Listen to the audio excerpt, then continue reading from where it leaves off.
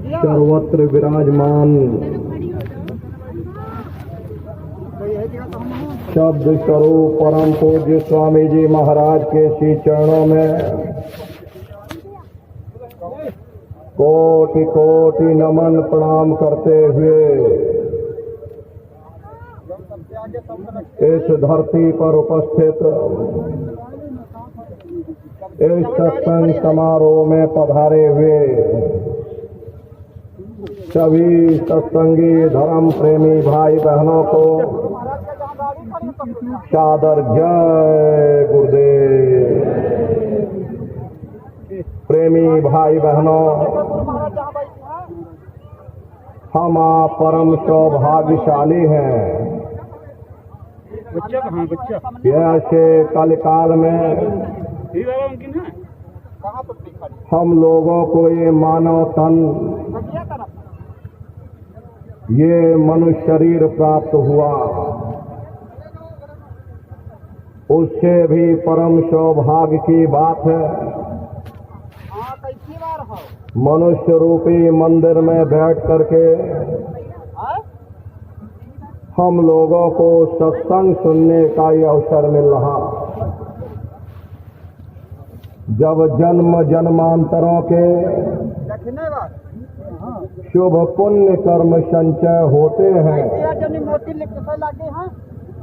तब बड़े ही सौभाग्य से ऐसा दुर्लभ अवसर प्राप्त होता। सत्संग जल जो कोई पावे, मैल आई सब कट कट जावे। यह ऐसा जल है जहाँ कौआ स्नान करता और हंस बन करके बाहर निकलता। हम आप परम सौभाग्यशाली हैं। यह अवसर हम लोगों को मिला हुआ। जो भी वचन वाणियाँ आज आपको सुनाई जाए, प्रेम और प्यार के साथ बैठ करके एक एक वचन को बड़े ध्यान से सुनिएगा और उस पर अमल करिएगा, क्योंकि ये सत्संग है। संतों महात्माओं के सत्संग में कभी किसी जात और बिरादरी, किसी कौम या मजहब या किसी भी व्यक्ति विशेष की कभी कोई निंदा, चुगली, आलोचना या किसी की बुराई नहीं की जाती। हरे नर नारियों, जब हम आप इस संसार में पैदा हुए तो ना कोई जात और बिरादरी लेकर के आया, ना कोई कौम या मजहब लेकर के आया,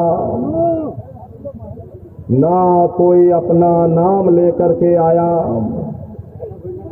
सिर्फ नंगे रोते हुए हम लोग इस संसार में पैदा हो गए। बाद में जो औजार उस परम पिता परमात्मा ने बख्शे, मन, बुद्धि और चित्त, उससे जब हमारे अंदर चेतना आ गई,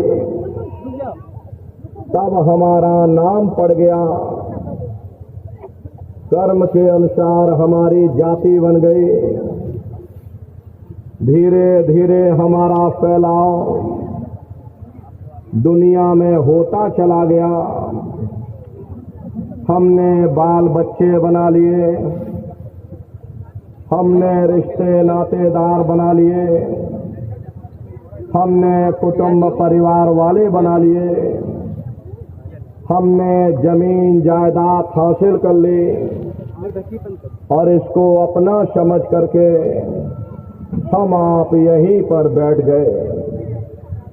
फिर जब जाने का वक्त आया, फिर आपको यहाँ से खाली हाथ भेज दिया गया।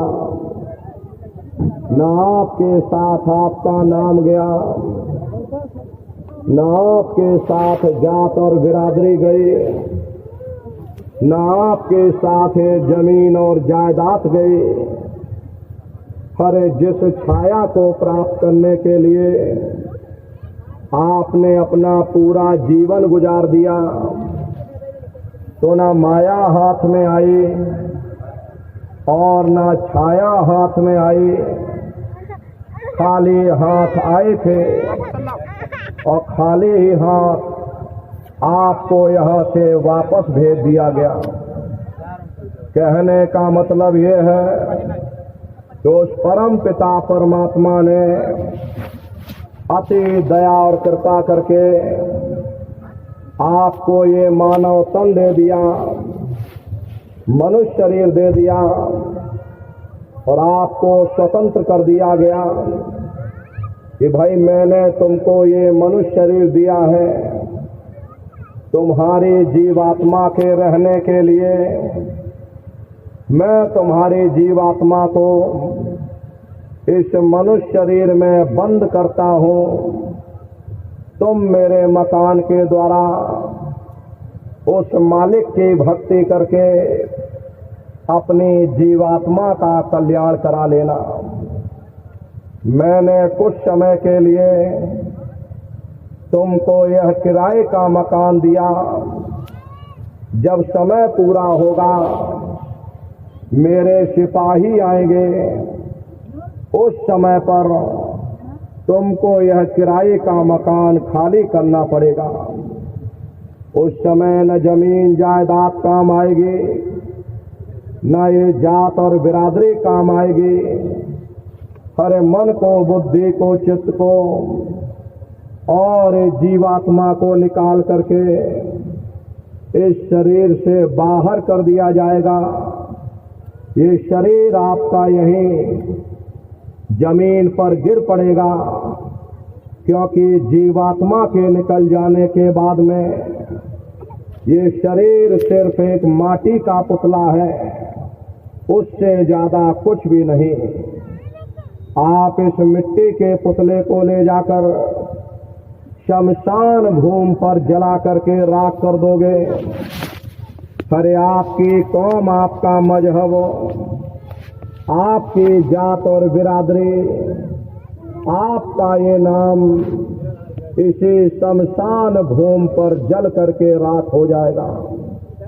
जिस जात और बिरादरी के लिए आप रात दिन लड़ते झगड़ते थे, जिस धन दौलत को पाने के लिए आपने न जाने कितने बुरे खोटे कर्म किए, तो मौत के समय में ना ये जात और बिरादरी काम आए, ना ये धन दौलत काम आया, सब कुछ तुम्हारा यही छूट गया।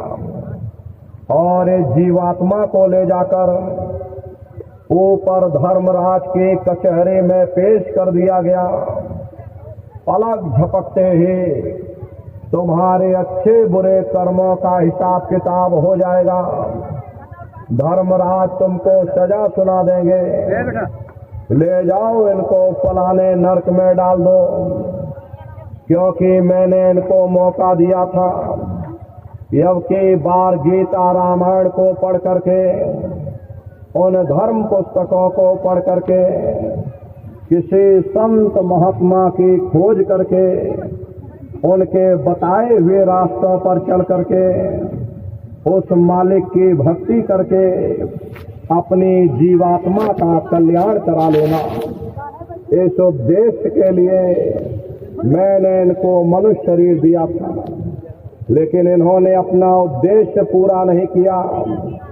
जब जब ये मनुष्य शरीर में आए, कभी इन्होंने विचार ही नहीं किया कि आखिर ये मनुष्य शरीर हमको क्यों मिला है, क्या इसका उद्देश्य है, मरने के बाद हम कहाँ जाएंगे, हमारे बाल बच्चे कहाँ जाएंगे, हमारे रिश्ते नातेदार कहाँ जाएंगे, हमारे कुटुंब परिवार वाले कहाँ जाएंगे, और इनके उस समय पर क्या हालत होगी। ये पराविद्या महात्माओं की पराविद्या है। हम आप इस जड़ संसार में फंस करके उस पराविद्या से अनभिज्ञ हो गए और अपने उद्देश्यों को भूल गए, अपने वादे को हम आप भूल गए। वो वादा जो हमने आपने माँ के गर्भ में किया था उस परम पिता परमात्मा से, हे परमात्मा इस बार हमको मनुष्य शरीर दे दो, हम भजन करेंगे, भक्ति करेंगे, हम अपनी जीवात्मा का कल्याण करेंगे। मनुष्य शरीर मिलने के बाद में ना आपने भजन किया ना भक्ति की, बस माया की छाया में फंस करके इस मिथ्या जगत को अपना मान करके आप इसी में गोता खा रहे। हरे नर नारियों, इस दुनिया में हित मित भाई बंधु, रिश्ते नातेदार, कुटुंब परिवार वाले, इनमें से कोई भी चीज तुम्हारे जीवात्मा को इस अधोगति से बचा नहीं सकता। हम कौन हैं, हम कहाँ से आए हैं और हमें जाना कहाँ है, ये मानव मात्र के लिए एक जटिल प्रश्न बना हुआ है। इस प्रश्न का हल तब तक नहीं होगा जब तक इस धरा भूमि पर कोई संत महात्मा फकीर न मिल जाए। इसीलिए वह मालिक अति दया और कृपा करके संतों महात्माओं को इस धरा भूमि पर भेजते हैं। संत महात्मा फकीर यहाँ पर आकर के जीवों को समझाने की कोशिश करते कि भाई वो परमात्मा है, वो आपको मिलेगा, जीते जी मिलेगा, इसी मनुष्य शरीर में मिलेगा। इसी मनुष्य शरीर के अंदर जाकर के परमात्मा से मिलने का वह एकमात्र दरवाजा है। उस दरवाजे का भेद केवल संतों महात्माओं को ही प्राप्त है। ये दुनिया के लोग, दुनिया की आवाम जनमानस भौतिकता के ज्ञान को पढ़ करके अहंकार में डूबे रहते कि हमसे बड़ा कोई ज्ञानी नहीं। लेकिन उन बेचारों को नहीं मालूम कि जहाँ दुनिया का ज्ञान समाप्त होता है उसी के सिर की चोटी से ये आध्यात्मवाद, आत्मा और परमात्मा का ये गूढ़ ज्ञान, रहस्य विज्ञान प्रारंभ होता। उस विज्ञान को पाने के लिए सबसे पहले यह जरूरी है कि पहले आप मानवतावादी बने, मानव धर्म और मानव कर्म को अपनाए। अरे मानव धर्म क्या है कि इंसान इंसान के काम आवे, एक दूसरे की निस्वार्थ भाव से सेवा करे, सत्य, दया, हिंसा, परोपकार आदि गुणों को अपने जीवन में उतार करके और किसी संत महात्मा की खोज करके उनके बताए हुए रास्तों पर चल करके उस मालिक की भक्ति करके अपनी जीवात्मा का कल्याण करा ले, यही इंसान का सबसे बड़ा मानव धर्म है। लेकिन आज इस कलिकाल में ये दुनिया की आवाम जनमानस विषय और विकारों में, शराब और कबाबों में, मांस और मदिरा में सुख ढूंढने की कोशिश कर रही। ये चरित्र पतन जैसे कार्यों को अपना करके ये आवाम जनमानस कैसे सुखी हो सकती? पहले अपने चरित्र जैसे धन को इकट्ठा करो, क्योंकि चरित्र ही सब कुछ है। चरित्र ही मानव धर्म की पूंजी है। ये दुनिया भर के रगड़े झगड़े, पिता पुत्र में लड़ाई, आदमी औरत में लड़ाई, घर परिवार में लड़ाई, समाज में लड़ाई, जातियों में लड़ाई, मुल्क में लड़ाई। अरे नारियों, ये इंसानों का काम नहीं, ये हैवानों का काम है।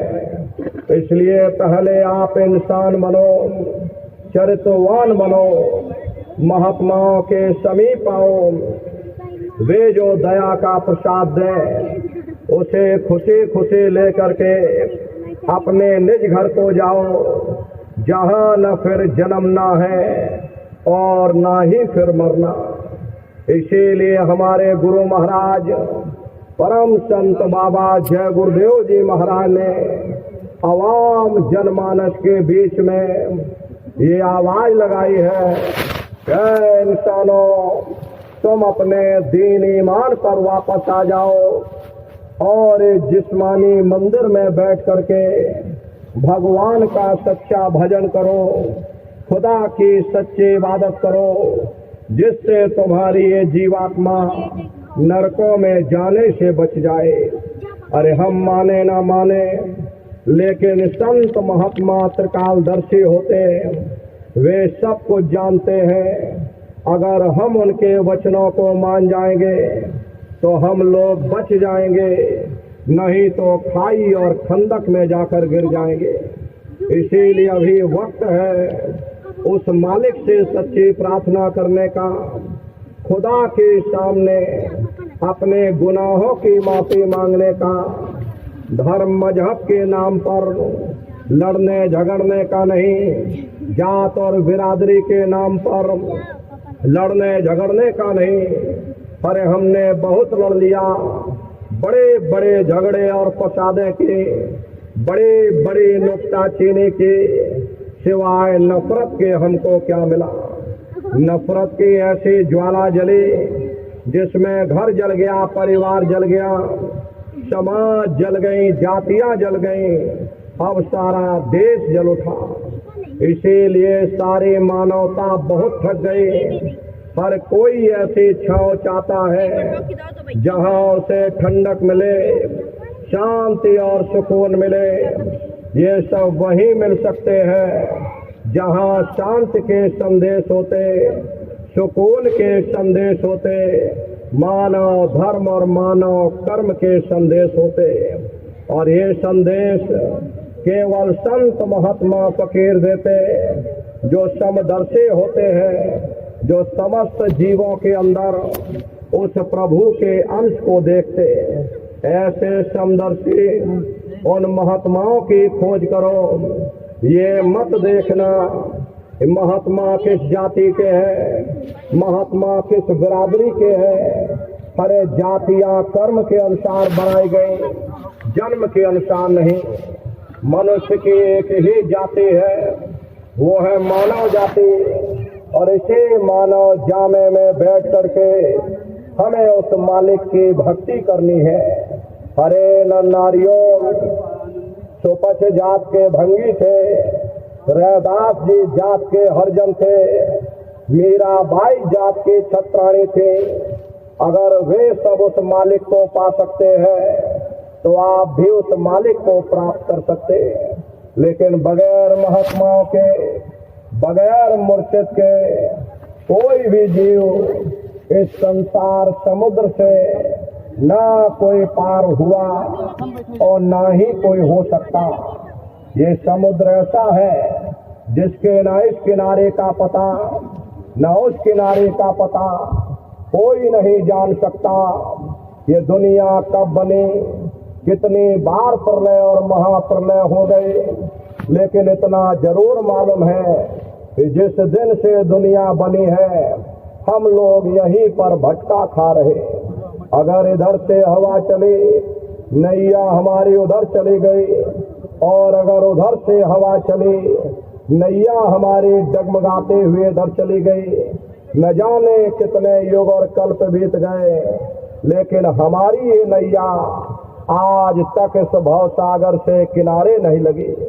इसलिए न नारियों, सौभाग्य से वक्त का इतना बड़ा वरदान आपको मिला, ये मानव तन आपको मिल गया।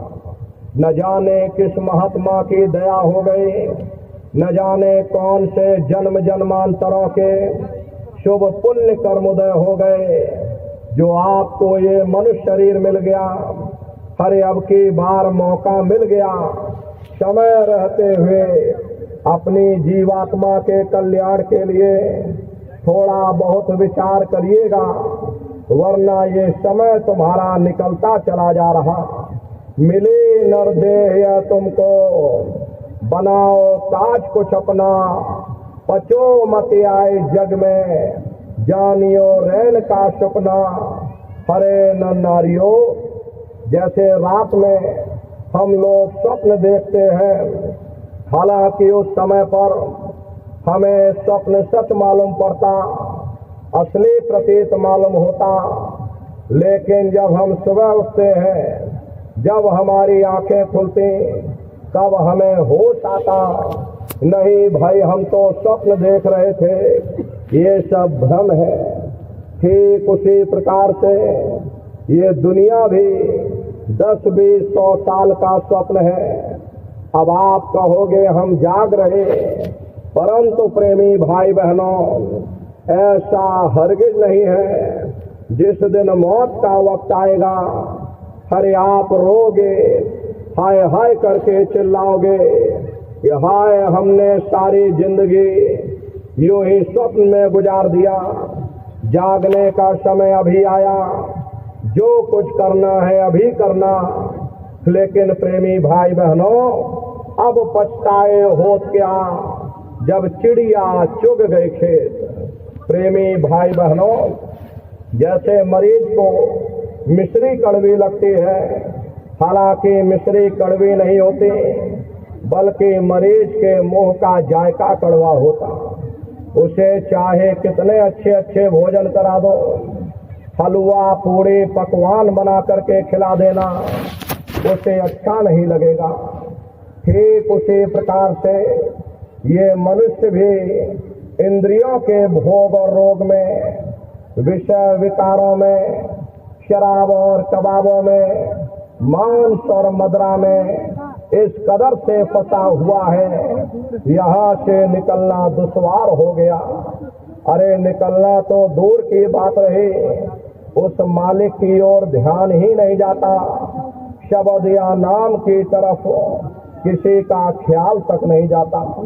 और अगर भूले भटके चला भी जाए, तो ये दुनिया की लज्जतें, दुनिया की वासनाएं, दुनिया का मोह और प्यार हमें खींच करके वापस दुनिया में लाकर डाल देता। महात्मा करे तो करे क्या, अरे महात्मा दवा देते हैं, मगर आप लोग खाते ही नहीं। जैसे डॉक्टर मरीज को दवा देता, और अगर मरीज खाए ही ना, तो बताओ वह स्वस्थ कैसे हो सकता। डॉक्टर की दवा अलमारी में रखी, मरीज बिस्तर पर पड़ा, और गालियां हम डॉक्टर को देते। इसमें डॉक्टर का क्या कसूर, इसमें महात्मा का क्या कसूर। प्रेमी भाई बहनों, जब तक हम अपने आप की गलती नहीं देखेंगे, हम कभी कामयाब नहीं हो सकते। महात्मा प्रेम से जीवों को समझाते हैं कि भाई देह और गृह सब झूठा, भरम में काहे को खपना। ये घर बार हमारा अपना नहीं, हरे पराया देश है। ये शराय खाना है, ये मुसाफिर खाना है। ये शरीर भी तुम्हारा अपना नहीं, ये भी काल का पिंजरा है, किराए का मकान है, पराया मकान है। किसी को 40-50 साल के लिए मिला, किसी को 80-90-100 साल के लिए मिला। जितने जितने श्वास उस मालिक ने बख्शे हैं, उसे भुगतने के बाद में हमें इस शरीर को यहीं छोड़ जाना। श्वास दुधारा नित्य ही जारी, एक दिन खाली शाम। हरे न नारियों, एक तालाब पानी से चाहे कितना भी क्यों ना भरा हो, आप एक छोटी सी नाली काट कर खोल दीजिए, तो सारा पानी ही तालाब से बाहर निकल जाएगा। ठीक उसी प्रकार से हमारा ये शरीर भी श्वासों का भंडार है। जब तक श्वासों का भंडार जारी है, हम दुनिया के काम काज में फंसे हुए, दुनिया के कारोबार में उलझे हुए। लेकिन जिस वक्त ये श्वासों का भंडार खाली होगा, हरे टेलीफोन खड़क जाएंगे, तार पहुंच जाएंगे, संदेश पहुंच जाएंगे। सब रिश्ते नातेदार, सब कुटुंब परिवार वाले, सब अड़ोस पड़ोस वाले मिनटों सेकंडों में इकट्ठा हो जाएंगे। हरे प्रेमी भाई बहनों, मामूली पीड़ा नहीं होती, मौत के समय में घनघोर पीड़ा होती है। सहजो बाई ने उस पीड़ा को बयान किया कि सहजो मौतें आईया, अंग अंग दिया तोड़, और हिया जरे छाती फटे, उठे पीर घनघोर। गुरु महाराज सत्संग में फरमाते थे, जैसे 1 लाख बिच्छू एक साथ हमारे जिस्म पर डंक मारे, उससे भी लाखों करोड़ों गुना ज्यादा मौत के समय में दर्द होता। जब मृत्यु आती है तो किस तरह से प्राण निकलते हैं, प्राणों के निकलने की क्या प्रक्रिया होती है, जरा उसे भी आप लोग समझ लो। देखो प्रेमी भाई बहनों, जैसे संसार में महाप्रलय आती है, महाप्रलय के समय क्या होता, सबसे पहले पूरी पृथ्वी ढह जाती है। ये पृथ्वी पानी में घुल करके और पानी बन जाती है। मानव सृष्टि की प्रलय एक बड़ी कयामत है और शरीर की प्रलय एक छोटी कयामत है। तो जैसे ही मौत आएगी, सबसे पहले गुदा चक्र टूटेगा, सिमटत भास श्वास उठ जावे, और प्राण पति जब सिमट समावे, उस समय हमारी श्वासें रुक जाएंगी, शरीर की चेतना पीछे सिमटने लगेगी। तो सबसे पहले गुदा चक्र ही टूटेगा, क्योंकि गुदा चक्र में पृथ्वी का वास होता। गुदा चक्र टूट करके ऊपर इंद्रिय चक्र में समा जाएगा। इंद्रिय चक्र में जल का वास होता, यानी जल ने पृथ्वी को घोल दिया। फिर जब इंद्रिय चक्र टूटेगा तो ऊपर नाभि चक्र में समा जाएगा। नाभि चक्र में अग्नि का वास होता, यानी अग्नि ने जल को सुखा दिया, ये नीचे से सिमटाव होता है। फिर जब ये नाभि चक्र टूटेगा तो हृदय चक्र में समा जाएगा। हृदय चक्र में वायु का वास होता, यानी वायु ने अग्नि को अपने में समाहित कर लिया, और इस तरह से वायु आकाश में उड़ गई।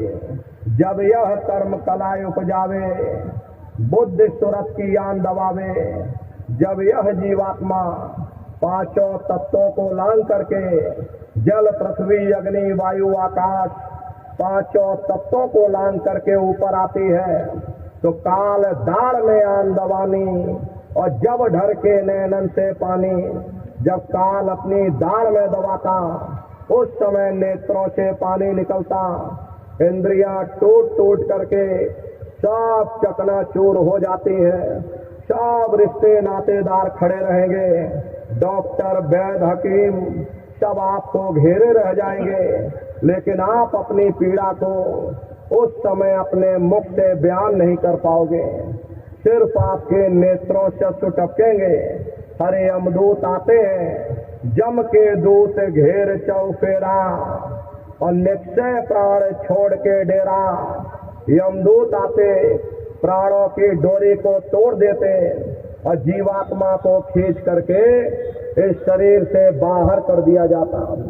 और जैसे जीवात्मा शरीर से अलग हुई, ये शरीर तुम्हारा मिट्टी हो जाएगा। फिर इस मिट्टी को एक रात अपने घर में कोई रखने को तैयार नहीं होता। आपके कितने भी सगे संबंधी क्यों ना हो, खास नात रिश्तेदार क्यों ना हो, लेकिन एक रात घर में रखने को आप तैयार नहीं होते। कहते भाई जल्दी करो जल्दी करो, अब इनकी शक्ल देखने में हमको डर लग रहा, जल्दी से बाजार से कफन खरीद के लाओ, जल्दी से लकड़ियां खरीद के लाओ, जल्दी से चिता तैयार करो, इनको घर में से जल्दी से ले जाओ, वही शमशान भूमि पर जला देना। ये जो घर में इनके कपड़े लत्ते पड़े, हर इनके कपड़े लत्ते भी उठा ले जाओ, वही शमशान भूमि पर जला देना। जिस बिस्तर पर ये लेटे रहे, ये बिस्तर भी अशुद्ध हो गया। अब इनकी छुई हुई चीज हमको घर में एक नहीं चाहिए, इसलिए इनका बिस्तर भी उठा ले जाओ, वही शमशान भूमि पर जला देना। लेकिन उसने कोई सोने की अंगूठी पहनी होगी, गले में कोई सोने की चेन पहनी होगी, उसे धीरे से उतार कर जेब में रख लोगे।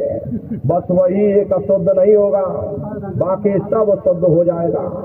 अरे महात्मा कहते हैं कि भाई कुटुंब परिवार मतलब का, और बिना धन पास नहीं जाए।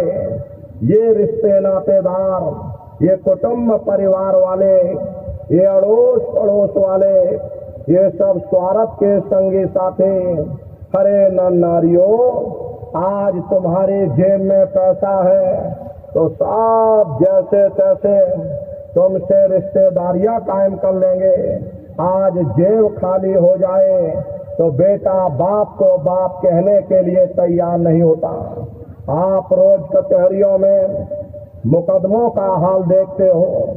यदि किसी पिता ने बंटवारा करते समय किसी बेटे को 1000 रुपया कम दे दिया या 1 बीघा जमीन कम दे दे, तो बेटा बाप का दुश्मन बन जाता, उसे ले जाकर कचहरियों में खड़ा कर देता।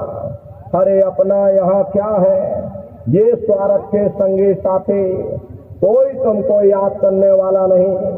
13 दिन बाद 13वीं मना दोगे, लड्डू पूड़ी पकवान बना करके खिला दोगे, फिर कोई तुमको याद नहीं करेगा।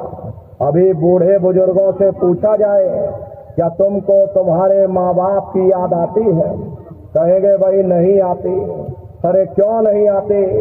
तुम्हारे माँ बाप थे, तुमको पाला पोसा बड़ा किया, खुद भूखे रहे होंगे, तुम्हारा पेट पाला होगा, तुमको तुम्हारे माँ बाप की याद क्यों नहीं आती?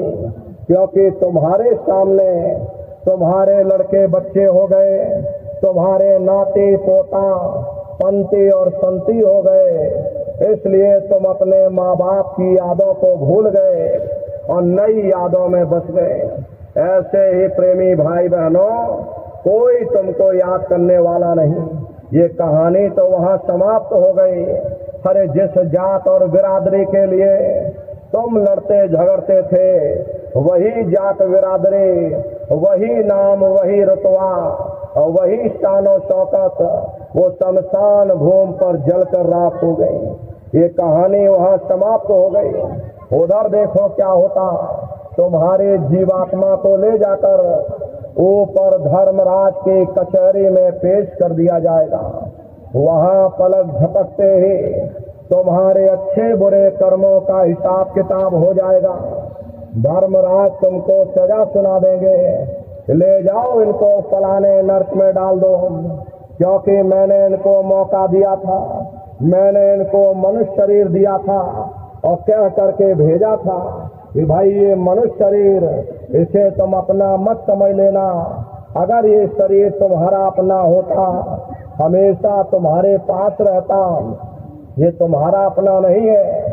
ये मैंने कुछ समय के लिए तुमको ये किराए का मकान दिया, तुम अपनी जीवात्मा को मेरे किराए के मकान में बैठा करके और मालिक की भक्ति करके अपनी जीवात्मा का कल्याण करा लेना।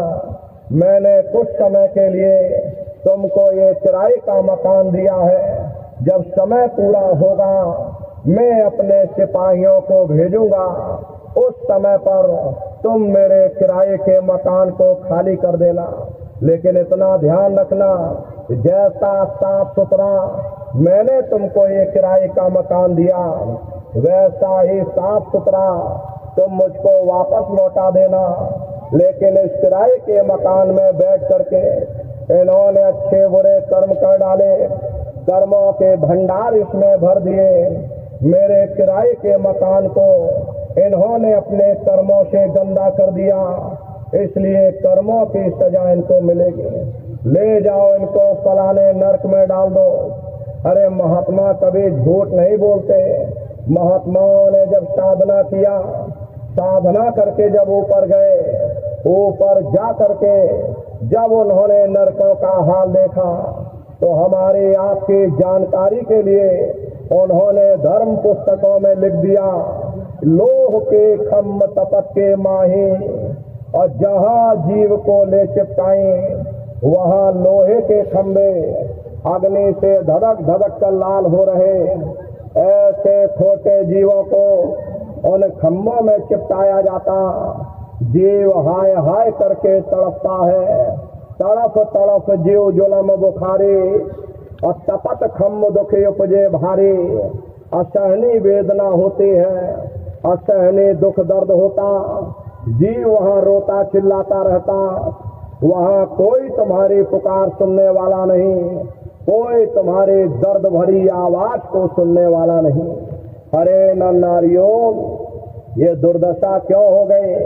क्योंकि हम लोग मनमुखी हो गए, मन के कहे पर चलने लगे। मन के कहे पर चल करके अच्छे बुरे कर्म करने लगे। कर्मों का ये जखीरा अंबार के अंबार हमने अपने सिर पर लाद लिए, आज उन्हीं कर्मों का भोग पा रहे। अरे महात्मा कहते हैं कि भाई नर के अनेक अने और हैं, कह लग कहूँ बखान, दुख भोगते यह जीव जो जाने जो भोग समान। कहते भाई एक नरक नहीं, ऐसे वहां अनेकों अनेक नरक बने हुए। अलग अलग छोटे पाप कर्मों के वहां पर अलग अलग नरक बने हुए। ये जीव अपने अपने कर्म के अनुसार अनंतों अनंत युगों तक नरकों की यातनाएं भोगता रहता, और नरकों की यातनाएं भोगने के बाद में इसी जीवात्मा को सीधे मनुष्य शरीर नहीं दिया जाता, बल्कि से 4 खान 84 लाख योनियों में डाला जाता। ये 4 खान 84 लाख योनियां ये कोई मामूली योनियां नहीं होती। 4 खान का मतलब होता अंडज पिंडज उपमज स्थावर। ये 4 खाने हैं। पहली श्रेणी पेड़ पौधों की आती, जिनके अंदर पानी का तत्व मौजूद होता। कभी ये भी मनुष्य हुआ करते थे, लेकिन आज अपने कर्मों का भोग पा रहे। दूसरी श्रेणी कीड़े और मकोड़ों की आती है, जिनके अंदर पृथ्वी और अग्नि का तत्व मौजूद होता। तीसरी श्रेणी पंछियों की आती, चौथी चौपाए जानवरों की, 5वीं स्वयं इंसान की आती, जिसके अंदर 5 तत्व जल पृथ्वी अग्नि वायु आकाश 5 तत्व मौजूद होते। प्रेमी भाई बहनों, ये 4 खाने हैं, इनकी अलग अलग कुल 84 लाख योनियां हैं। अब आप पेड़ पौधों को ही देखो तो आम का पेड़ अलग है, नीम का पेड़ अलग है, पीपल का पेड़ अलग है। ऐसे ही अलग अलग प्रजातियों के कीड़े मकोड़े, अलग अलग प्रजातियों के पशु और पंछी, कुल मिलाकर 84 लाख योनियां। हम दुनिया के जीव अपने अपने कर्म के अनुसार नरकों की यातनाएं भोगने के बाद में इन्हीं 84 लाख योनियों में भटका खाते। मामूली कष्ट नहीं होता। अरे हमको आपको गर्मी लग गई, हम लोगों ने पंखा चला लिया, सर्दी लग गई कंबल ओढ़ लिया, बीमार हो गए दवाई ले आए। लेकिन देखो इन जानवरों को, क्या गर्मी क्या सर्दी क्या बरसात, एक एक निवाले के लिए बेचारे नंगे भटकते रहते। किसी का हाथ कट गया, किसी का पैर कट गया, पैरों में कीड़े पड़ने लगे। बीमार बैलों को ही देख लो, मुंह से पशु का निकलता रहता, चलो बोझा उनके ऊपर लाद दिया जाता, सोटा मार मार करके चलाया जाता। क्या उनको दर्द नहीं होता? अरे उनको भी दर्द होता, उनको भी तकलीफ होती, लेकिन वे बेचारे बेजुबान, कुछ बोल नहीं पाते, कुछ बता नहीं पाते। हम लोगों के अंदर जुबान है, हम लोग बोल बता देते, वे सिर्फ रोते और चिल्लाते रहते। अरे कौन उनकी पुकार सुनने वाला, कौन उनकी दर्द भरी आवाज को सुनने वाला, कौन सी अदालत में जाकर के वे बेचारे दरवाजा खटखटाएं, कौन मजिस्ट्रेट उनकी फरियाद को सुनेगा? अरे नर नारियों, कोई सुनने वाला नहीं। अरे कई जन्म भय कीट पतंगा, कई जन्म भय मीन कुरंगा, कई जन्म पंखे सरपोइयो, कई जन्म है वर वृक्ष जोयो, मिल जगदीश मिलन के वरिया, चिरंकार यह देश सजरिया करोड़ों करोड़ युगों से हम आप कभी कीड़े पतंगों की योनि में, कभी पेड़ पौधों की योनि में, तो कभी पशु और पंछियों की योनि में भटका खा रहे हैं। प्रेमी भाई बहनों, 84 लाख योनियों की सबसे जो आखिरी योनि होती है वो गाय और बैल की योनि होती है। गाय स्त्री का रूप लेती है और बैल पुरुष का रूप लेते। ये 84 लाख योनियों की सबसे आखिरी योनि यानी अंतिम पायदान होता। इसीलिए हमारे धर्म शास्त्रों में गाय और बैल को काटना निषेध किया गया, क्योंकि ये गाय और बैल न जाने कितने युगों से नरकों की यातनाएं भोगने के बाद में 84 लाख योनियों में भटकने के बाद में तब इनको गाय और बैल की योनि में डाला जाता। अब अगर हम गाय बैल को बीच में ही मार देंगे, मान लो गाय बैल की उम्र 20 साल की है और 10 साल की उम्र में हमने गाय या बैल को मार दिया, तो बाकी बचे 10 साल ये प्रेत योनि में भटका खाएंगे और 10 साल वहां भटकने के बाद फिर जब इनको मनुष्य शरीर मिलेगा, ये बच्चे पैदा होंगे। यही बच्चे चिड़चिड़े स्वभाव के पैदा होंगे, चिड़चिड़े स्वभाव के पैदा होंगे। इसीलिए हमारे धर्म शास्त्रों में गाय और बैल को काटना निषेध किया गया। तो प्रेमी भाई बहनों, ये गाय और बैल की योनि, ये 84 लाख योनियों की सबसे आखिरी योनि यानी अंतिम पायदान होता। उसके बाद तब जाकर के हम लोगों को दोबारा ये मनुष्य शरीर फिर से प्राप्त होगा। इसीलिए कहा गया कि बड़े भाग्य मानुष तन पाया, बड़े ही सौभाग्य से हम लोगों को ये मानव तन मिला। बड़े से बड़े देवी देवता भी इस मानव तन को पाने के लिए तरसते हैं, क्योंकि इन 84 लाख योनियों से, उन नरकों से निकलने का केवल एक ही रास्ता है, वह केवल मनुष्य का शरीर है।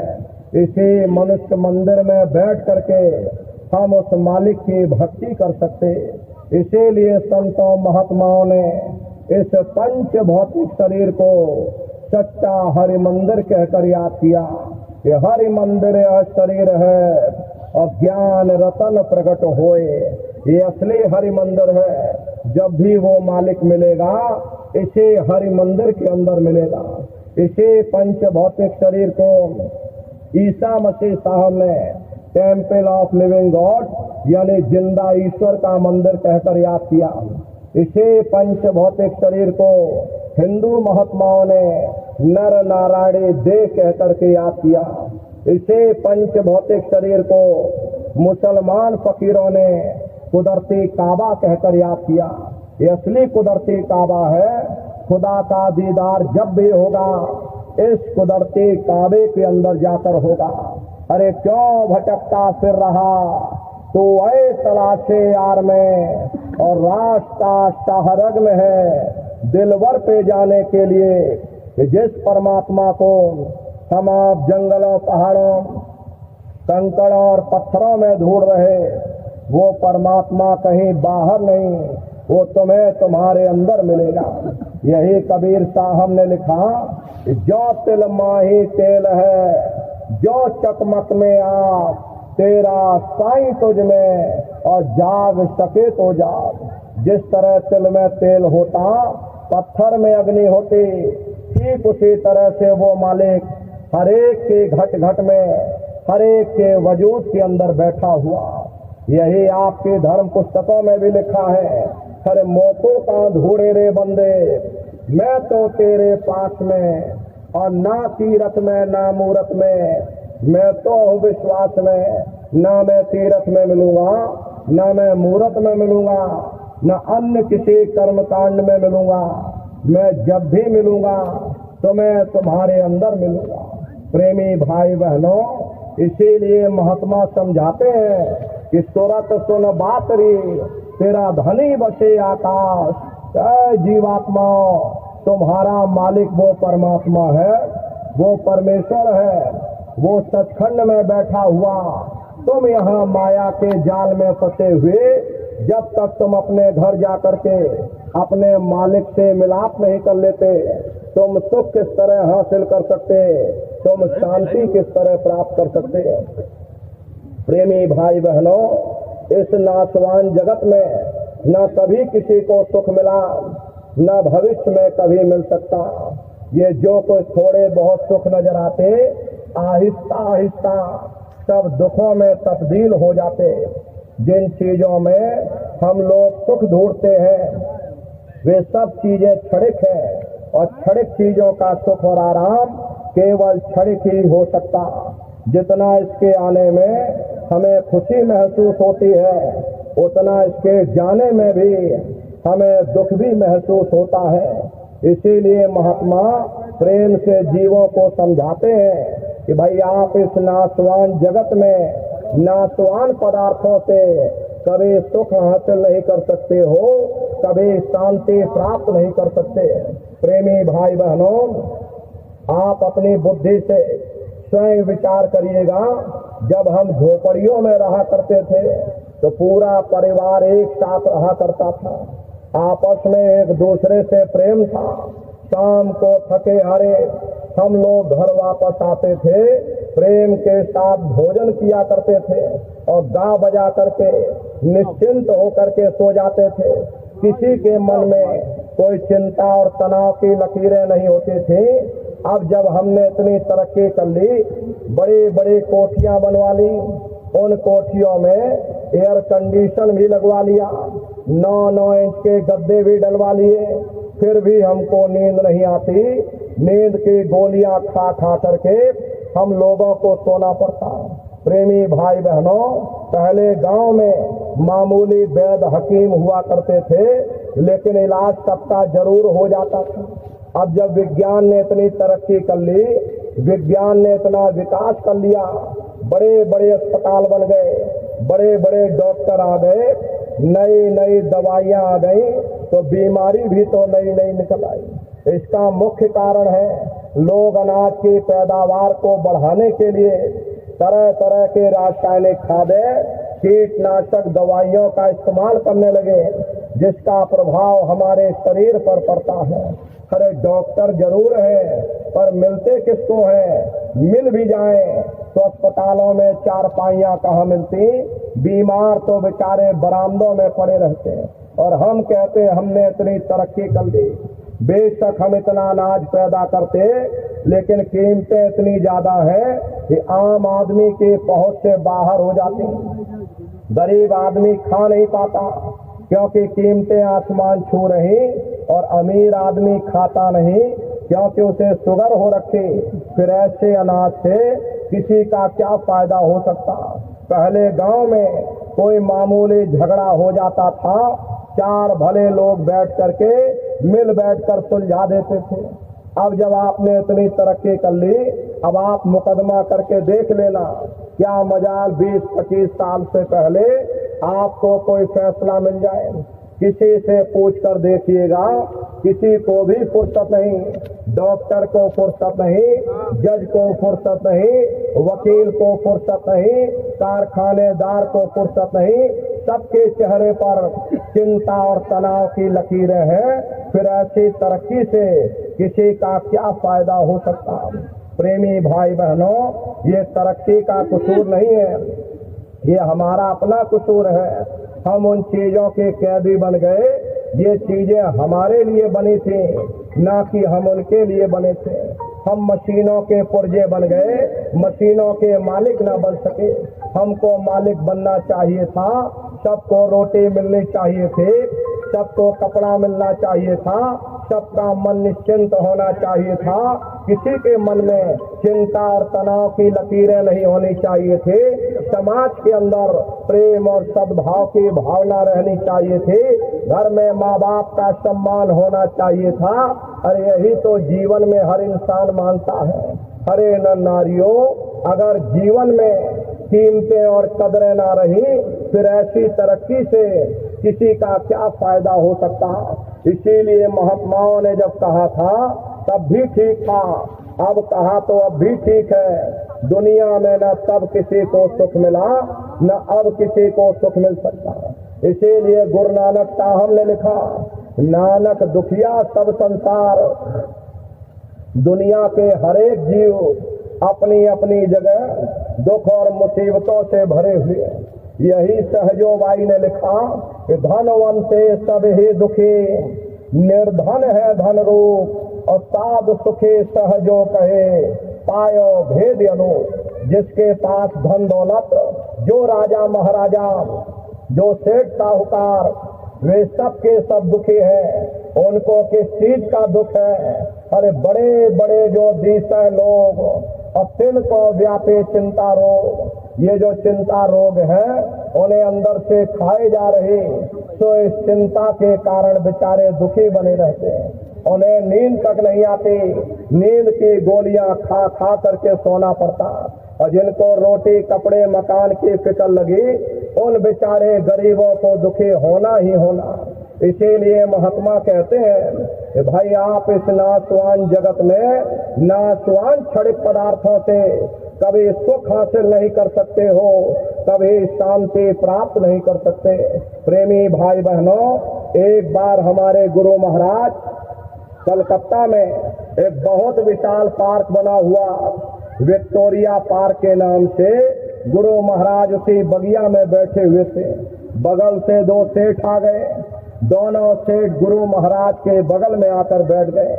सामने देखा एक माली घास काट रहा था। घास काटते काटते माली को नींद आ गई और वह घास के ऊपर सो गया।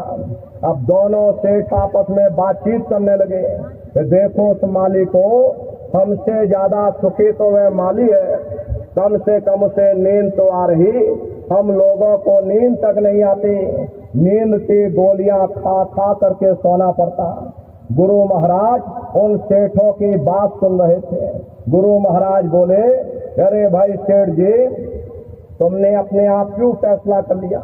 जाओ पहले माली से पूछ करके आओ क्या वो सुखी है या नहीं है। गुरु महाराज की बात को मान करके दोनों सेठ माली के पास गए और जगा करके पूछा कि भाई हमारे सवाल का जवाब दे दो, क्या तुम सुखी हो या नहीं हो?